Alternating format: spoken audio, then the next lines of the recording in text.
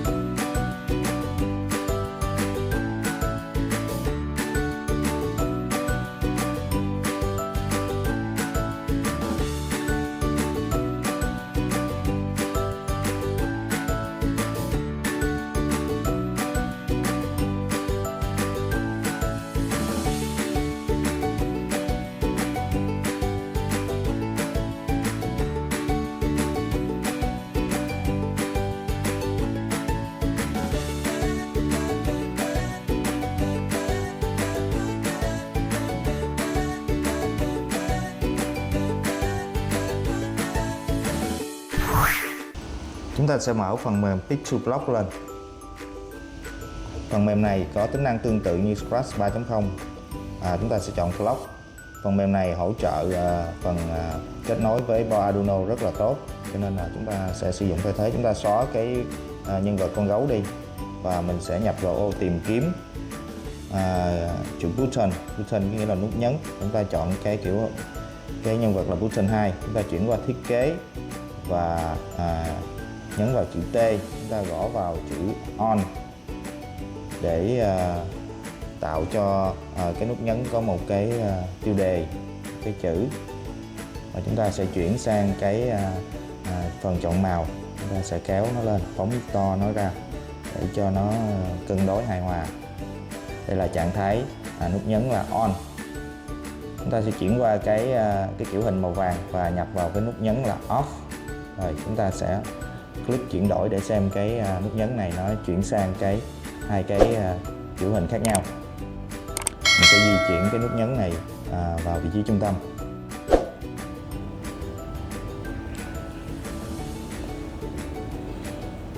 Để nhấn cái nút nó có cái hiệu ứng thì chúng ta sử dụng một cái câu lệnh trong sự kiện. Có nghĩa là câu lệnh là khi bấm vào đối tượng này, câu lệnh này đồng nghĩa với khi chúng ta click vào cái nút thì nó sẽ thay đổi cái thiết kế, hay nói cách khác là thay đổi cái trang phục kế tiếp. Chúng ta có câu lệnh là trang phục kế tiếp. Đây, chúng ta thấy khi chúng ta click vào nút thì cái trang phục kế tiếp nó được thay đổi liên tục. Và đồng thời khi bấm vào lá cờ thì chúng ta phải trả về cái trạng thái thiết kế ban đầu, có nghĩa là button 2A, có nghĩa là trạng thái này là nút nhấn sẽ có cái màu xanh dương. Chúng ta sẽ vào phần các biến số để tạo một cái biến có tên là nút 1 để mô phỏng cái trạng thái của một cái nút vật lý. Vì nút vật lý khi nhấn sẽ có giá trị 0 và 1, cho nên nút ảo này vẫn phải có giá trị tương đương như là nút nhấn vật lý. Cho nên chúng ta sẽ tạo một cái biến nút. Chúng ta sẽ click để cho biến nút hiện ra, click vào cái biến nút. Chúng ta sẽ đưa câu lệnh là thay đổi biến nút một lượng khi chúng ta nhấp vào đối tượng này. lượng là 1 ha, chúng ta đặt vào đối tượng này và chúng ta click thử. Biến nút đã tăng lên 4, 5, 6, 7, 8. Chúng ta thấy rõ ràng ha, biến nút đã được tăng lên. Rồi ở cái trạng thái khi bấm vào lá cờ như trạng thái ban đầu, biến nút này sẽ được đặt cái giá trị là 0. Chúng ta sẽ đặt giá trị là 0. Chúng ta click vào lá cờ ha, đang 8 chuyển về 0. Ok. Bây giờ tiếp theo là khi chúng ta click vào thì nó sẽ tăng giá trị liên tục và nó tăng mãi. Ở cái nút vật lý thì nó chỉ có 2 giá trị 0 và 1 thôi, cho nên chúng ta sẽ làm một cái logic, thực hiện một cái logic là nếu cái biến nút này, biến nút 1 này tăng lên đến 2 thì chúng ta sẽ cho nó trở về giá trị là 0, để đảm bảo rằng cái giá trị của biến nút này chỉ có 0 và 1 và không tăng quá 2. Rồi khi biến nút 1 bằng 2 thì chúng ta sẽ đặt nút 1 là thành 0. Để cái nút có tác dụng đối với cái đối tượng khác thì chúng ta sẽ sử dụng một cái logic tiếp tục là nếu biến nút 1 này mà bằng 1 tương đương với nút ở trạng thái on. Nếu biến nút, chúng ta sẽ copy câu lệnh ra và sửa thành nếu biến nút 1 bằng 0 tương đương với trạng thái off. Thì chúng ta sẽ đưa những cái câu lệnh vào để nó điều khiển đối tượng khác. Chúng ta sẽ click thử xem ha. Biến nút lúc này là chỉ có thay đổi 2 giá trị 0 và 1, 0 và 1, 0 và 1.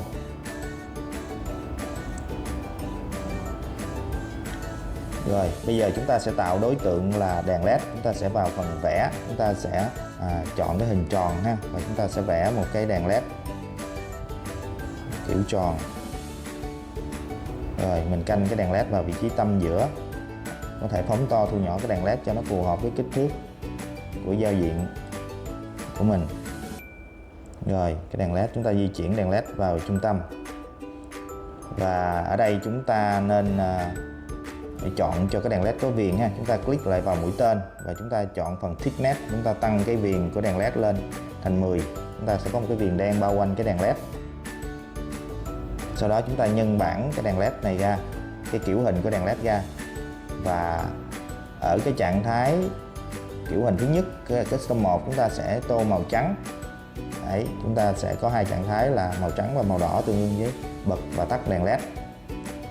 Thế là chúng ta thiết lập cái thiết kế cho cái đèn led xong. Chúng ta đặt tên luôn cho cái đối tượng đèn led này luôn, là chúng ta sẽ đổi tên thành red ha. Cái đèn led màu đỏ là red, chúng ta sẽ đổi tên. Rồi chúng ta sẽ chuyển qua phần lập trình để chúng ta tạo cái tương tác giữa nút và đèn led. Chúng ta sẽ sử dụng một cái kỹ thuật phát tinh để truyền cái tín hiệu từ cái nút xuống cái đèn led. Nằm trong phần sự kiện, chúng ta sẽ có một khối lệnh gọi là phát tinh. Chúng ta sẽ phát một cái tin nhắn. Ở cái nút bằng 1, chúng ta sẽ phát một cái tin nhắn là LED on. Chúng ta sẽ gõ vào một cái thông báo có tên là LED on. Có nghĩa là chúng ta sẽ bật con LED màu đỏ này lên. Ở cái trạng thái nút bằng 0 thì chúng ta sẽ tạo một cái tin là LED off.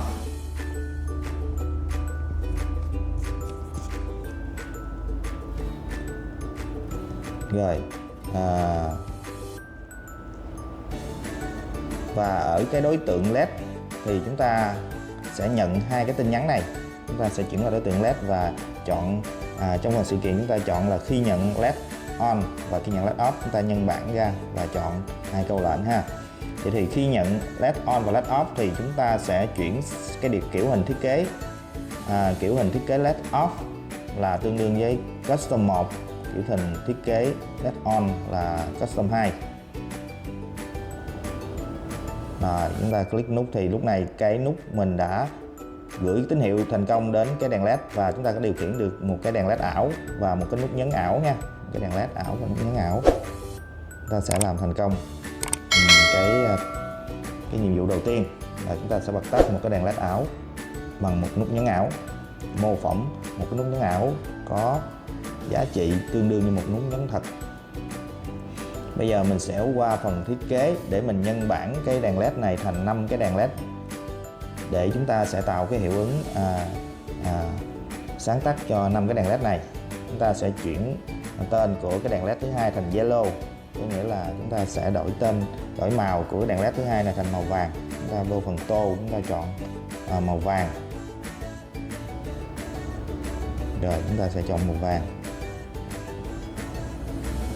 Rồi chúng ta cân chỉnh lại các cái đèn led cho nó ngay hàng thẳng lối. Và chúng ta copy cái đèn màu vàng để chúng ta tạo tiếp theo một cái đèn led nữa là đèn led màu xanh lá cây. Chúng ta chọn màu xanh lá cây. Và chúng ta cũng tô vào ở cái kiểu hình custom 2. Rồi di chuyển xuống để cho thẳng hàng với hai cái đèn led trước đó. Chúng ta nhân bản từ cái đèn led màu xanh lá cây thành một cái đèn led màu xanh dương. Chúng ta cũng chọn màu xanh dương và tô màu cho nó. Rồi tiếp theo chúng ta nhân bản tiếp thành cái đèn led màu tím đi. Đây mình chọn màu tím để cho nó có sự khác biệt màu sắc. Và chúng ta sắp xếp lại cho nó ngay ngắn.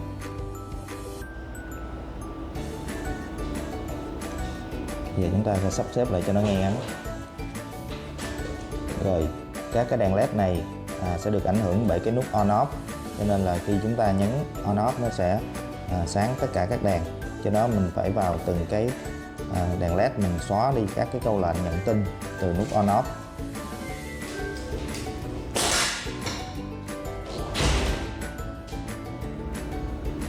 Rồi bây giờ chúng ta xóa hết các câu lệnh thì cái đèn led duy nhất cái đèn led màu đỏ mới bị ảnh hưởng bởi cái sự bật tắt của cái nút. Chúng ta đổi tên luôn các cái đèn led thành green tương ứng với đèn led màu xanh và blue tương ứng với đèn led thứ tư, và đèn led thứ 5 là đèn led màu tím purple, và đổi thành chữ purple. Và chúng ta thử lại, chỉ có một đèn led duy nhất là đèn led màu đỏ mới bị ảnh hưởng bởi nút on off. Bây giờ mình qua phông nền để mình tạo một cái chữ thể hiện cho cái phần mềm của chúng ta, là nó cái tên của cái giao diện phần mềm ha. Mình sẽ vô phần vẽ, mình viết chữ là, mình chọn text, mình viết chữ là control led system, có nghĩa là cái tiêu đề cho cái giao diện phần mềm của mình ha, đó là hệ thống điều khiển các cái đèn led. Rồi mình sẽ chọn màu xanh dương, mình phóng to ra cho nó cân đối, và mình sẽ di chuyển đến vị trí phù hợp ha, làm cho cái giao diện mình trở nên đẹp hơn. Rồi chúng ta sẽ di chuyển cái nút này sang một cái vị trí khác để chúng ta tạo một cái nút mới có tính năng tương tự, tính năng khác với cái nút on off để điều khiển 5 cái đèn led này. Và chúng ta nhân bản cái nút on off này ra một cái nút khác. Rồi sau đó chúng ta sẽ vô phần thiết kế và chúng ta sẽ đổi cái chữ on off này thành cái chức năng mới cho cái đèn led, cho cái nút nhấn thứ hai này. Chúng ta sẽ đổi sang chữ sáng dần, đồng nghĩa là khi chúng ta click vào thì nó sẽ bật chế độ sáng dần. Rồi chúng ta sẽ cân đối cho nó đẹp. Sau đó chuyển sang cái kiểu hình màu vàng, chúng ta sẽ là ghi chữ là tắt dần. Có nghĩa là khi chúng ta click vào cái trạng thái đèn led màu vàng này thì nó sẽ bật cái trạng thái tắt dần của các cái đèn led. Rồi mình sẽ thay đổi kiểu hình để coi. Bây giờ nhìn nó cũng tương đối, tuy nhiên cái chữ tắt dần này nó mờ quá, chúng ta không thấy. Có thể chọn ra một cái màu sắc khác để cho nó nổi lên. Ở đây mình sẽ chọn màu xanh đi. Mình sẽ chọn màu xanh, rồi xanh này đi, xanh dương nhạt. Rồi mình quay lên cái chữ sáng dần, mình cũng chọn cho màu xanh dương nhạt luôn để nó đồng bộ với màu sắc.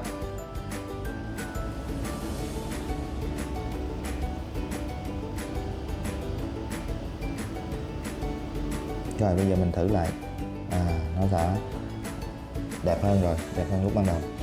Rồi bây giờ mình sẽ sửa cái, chúng ta sẽ tạo một cái biến nút 2 để mô phỏng vật lý cho cái nút sáng dần và tắt dần này. Chúng ta vào biến nút 2, chúng ta nhấn OK và chúng ta sẽ bật cái biến nút 2 lên, chúng ta tích vào dấu tích. Rồi chúng ta sẽ đặt biến nút 2 thành 0 khi bấm vào lá cờ, chọn là khi click vào cái biến nút 2 thì nó sẽ tăng một cái lượng, và nếu mà biến nút 2 tăng bằng 2 thì chúng ta sẽ đặt biến nút 2 trở về 0, và nếu biến nút 2 bằng 1 thì nó sẽ phát một cái thông báo hay một cái tin nhắn. Mình có thể đặt đó là một cái thông báo là sáng dần, nhấn OK. Ở cái trạng thái là biến nút 2 bằng 0 thì mình phát một cái thông báo là tắt dần, mình sẽ tạo một cái thông báo mới, mình gõ vào là tắt dần. Các bạn có thể gõ có dấu hoặc không dấu đều được, nhấn OK. Rồi kiểm tra lại, chúng ta thấy là ở chỗ là cái biến nút 2 bằng 2 thì chúng ta phải đổi thành đặt nó về 0, chúng ta chỉnh lại. Rồi chúng ta click thử xem nha. Chúng ta để ý cái biến nút 2 khi mình click thì nó chỉ có hai giá trị 0 và 1. Rồi chúng ta đã mô phỏng vật lý cái nút tắt dần này thành công. Bây giờ mình sẽ lập trình tương tác với các cái đèn LED. Chuyển về đèn LED màu đỏ thì chúng ta sẽ thấy là đèn LED màu đỏ sẽ nhận cái 4 tin nhắn, một tin nhắn LED on, LED off và một tin nhắn LED sáng dần và LED tắt dần. Chúng ta sẽ chọn cái khi nhận LED sáng dần trước, thì khi nhận LED sáng dần thì nó cũng bật đèn LED lên, đồng nghĩa với nó chuyển sang cái kiểu thiết kế là Custom 2, là đèn LED ở trạng thái màu đỏ. Rồi ở cái đối tượng có tên là Yellow, cái đèn LED màu vàng, thì nó khi nó nhận tin sáng dần nó cũng thay đổi cái kiểu hình. Chúng ta sẽ vào phần tuy nhiên là cái đèn LED thứ hai này nó sẽ chậm hơn cái đèn LED màu đỏ 1 giây để nó mới tạo ra được cái hiệu ứng sáng dần. Cho nên là chúng ta sẽ cho cái khối đợi 1 giây nằm trên khối lệnh là chuyển sang thiết kế Custom 2. Custom 2 chính là đèn LED màu vàng. LED nó chuyển sang màu vàng.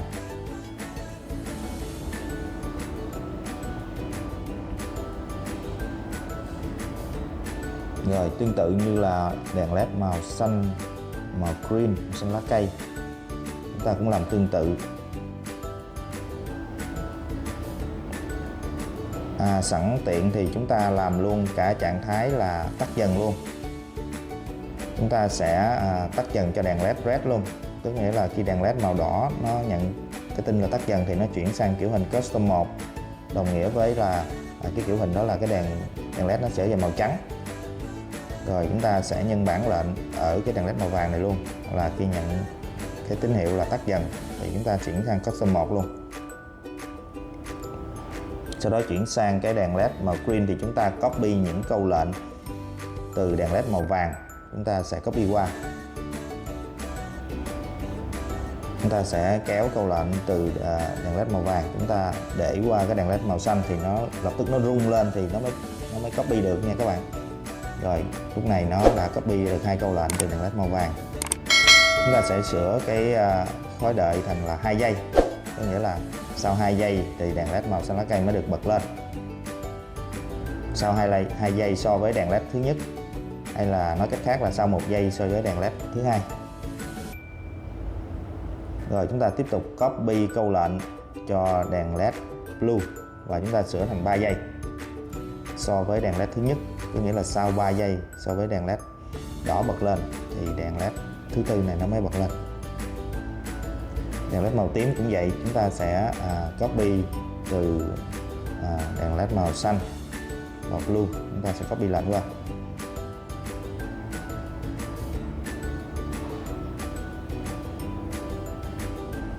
Rồi chúng ta sửa lại thành là 4 giây.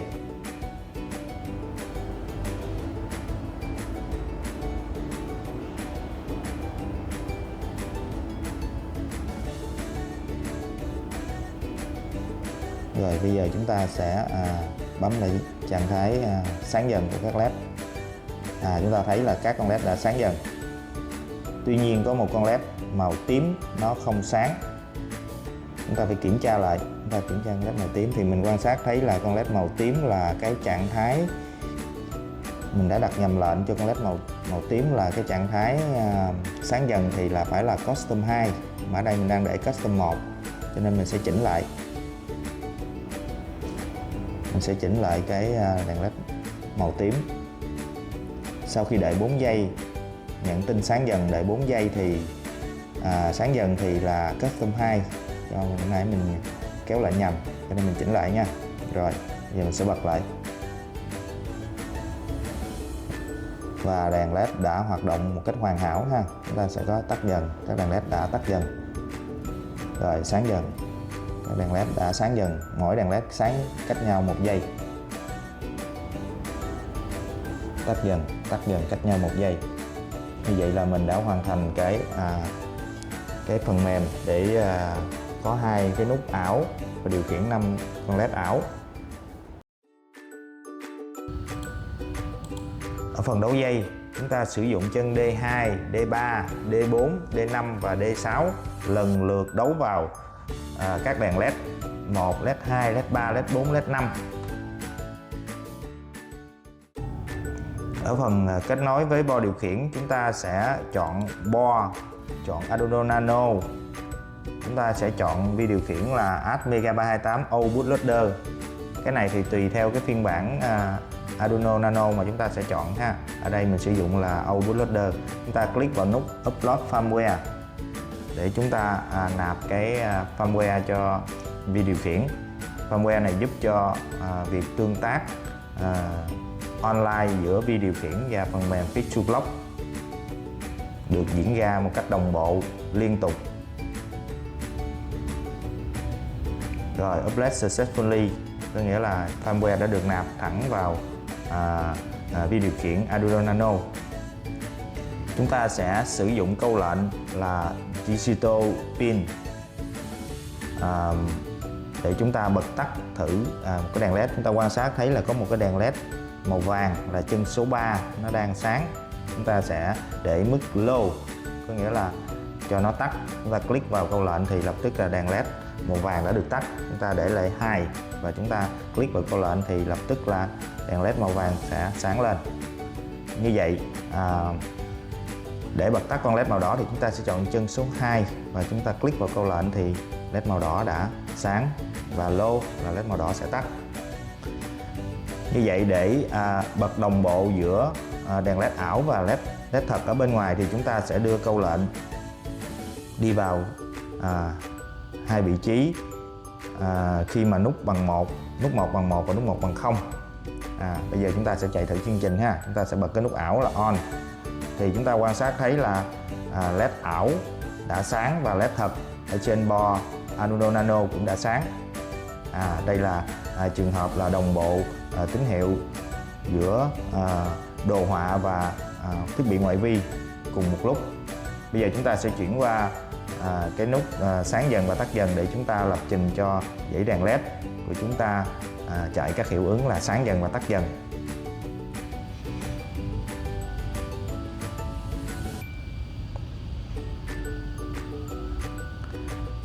Tương tự như vậy chúng ta cũng lấy câu lệnh là set digital pin và chúng ta điều khiển 5 con led tương ứng với chân từ D2 đến D6. Chúng ta sẽ lựa chọn chân D2, D3, D4, D5 và D6. Các cái chân này ở mức cao, có nghĩa là bật, tuy nhiên sẽ bật cách nhau một khoảng thời gian là 1 giây. Chúng ta sẽ kéo cái khối là đợi 1 giây, xen kẽ giữa các cái dòng lệnh bật tắt ở mức cao. Rồi chúng ta click câu lệnh thử xem chuyện gì sẽ xảy ra. Và chúng ta quan sát cái bo mạch thì chúng ta thấy là các cái đèn led đã sáng dần lên cách nhau, mỗi led là 1 giây. Chúng ta vào phần khối của tôi, chúng ta sẽ tạo một cái khối để đại diện cho các cái câu lệnh đó, đại diện cho các cái câu lệnh bật tắt 5 đèn led, và chúng ta có một cái định nghĩa gọi là sáng dần. Và 5 và các cái câu lệnh này sẽ được định nghĩa bằng một câu lệnh là sáng dần nằm trong khối của tôi. Chúng ta tiếp tục tạo một cái khối của tôi và đặt tên là tắt dần. Và câu lệnh tắt dần này trong đó gồm rất là nhiều câu lệnh để bật tắt các cái 5 đèn led. Chúng ta nhân bảng ở phía trên và chúng ta đặt vào tắt dần. Tắt dần thì chúng ta sẽ chọn mức 2 cho các cái chân digital tương ứng với các cái đèn led của chúng ta. Chân 2 lô, chân 3 lô, chân 4 lô, 5 ở mức lô, chân 6 ở mức lô. Rồi bây giờ chúng ta thử nha, chúng ta bấm vào cái khối định nghĩa tắt dần thì chúng ta quan sát thấy là các cái đèn led đã từ từ tắt cách nhau 1 giây, và click vào khối định nghĩa sáng dần thì các đèn led đã sáng cách nhau 1 giây. Và chúng ta sử dụng cái khối lệnh đại diện này để chúng ta đưa vào cái khối phát tinh của cái nút nằm phía trên khối phát tinh của cái nút 2. Nếu nút 2 bằng 1 thì ngoài việc phát tinh là sáng dần thì nó sẽ chạy cái my block là sáng dần, và ngoài việc phát tinh là tắt dần thì nó sẽ chạy cái my block là tắt dần. Rồi chúng ta quan sát hai cái khối lệnh đó. Và bây giờ chúng ta sẽ bắt đầu chương trình ha. Chúng ta sẽ click vào nút ảo sáng dần để xem cái dữ liệu đồng bộ nó có xảy ra hay không. Chúng ta sẽ click vào nút sáng dần. Chúng ta quan sát thấy là các đèn led thật và ảo đều chạy đồng bộ cùng một lúc. Chúng ta bấm tắt dần thì các đèn ở bên ngoài chạy như thế nào thì các cái đèn ở trên phần mềm cũng chạy giống y như vậy. On off là bật tắt cái đèn led đầu tiên, sáng dần tắt dần thì các cái đèn cũng sáng theo.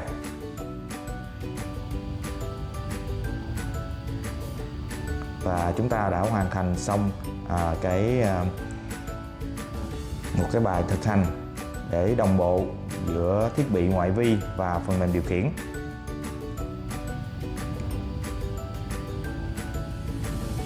Xin chào và hẹn gặp lại các bạn.